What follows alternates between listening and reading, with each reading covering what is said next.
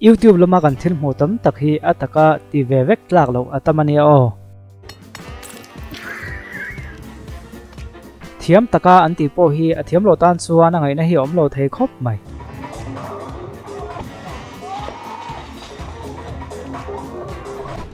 game si chuan kan nun mai ni ravin kan thil nei thlengin ati chezel don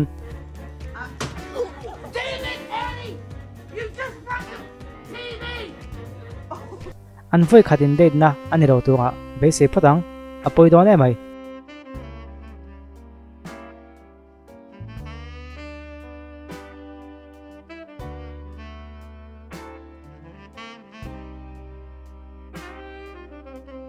in so kan tum to hi chuan thil poi hi a thleng du te mai nia a thil thlau kha enge ni rin le comment lama o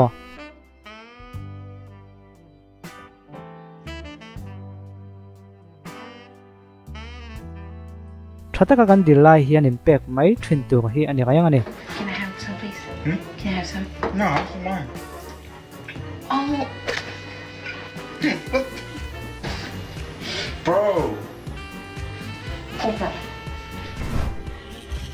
mi thil kan zir tir donin ke mani nge hian kan thiam chiang em ti kan chian ha sa thin tu ani So us teachers would never ask you students to do anything we wouldn't do ourselves. Holy crap! What is happening? I didn't know you were this. zing thom manana alarm alori khian anin om du khop maya chu wangin nin om si lo alarm ni box si thom siam me si lo chu he tiang hi ni mai kan thiam lo thil hi chu ti ve tral tum lo mai tu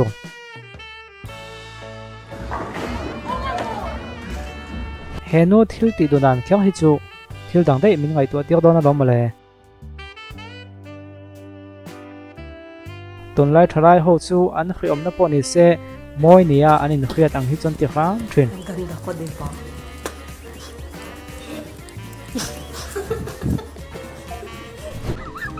zote hian sa zuan man thin tia kan khriat thin kha adik vek to lo nia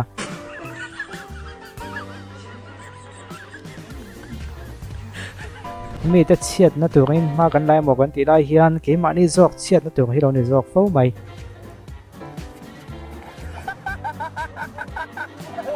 thut na thei deuh chi ho kha i khrem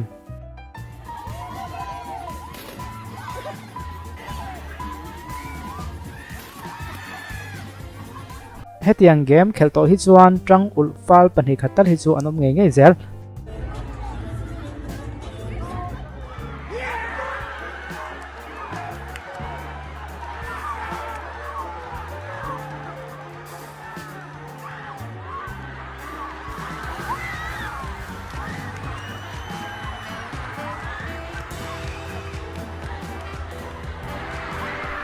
he thil ken hian eng thil nge thleng don ti chu ka rin khriat thawa ma se kanui huk thomale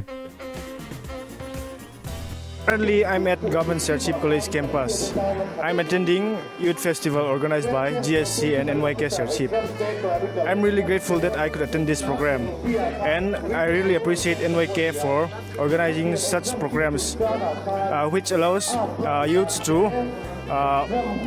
showcase their talents and skills and their professionalism. Thank you. ngatinge mizotan rin tlak khopa stap tonga tong thiam hi ahak kan ti chuan hetiang kanin ni thun wang hiam metam tak chuan kan ni nang hi kan pholam ngam lova kan thiam ang po hi kan pholang ngam che thun lova chu wang chu mai thei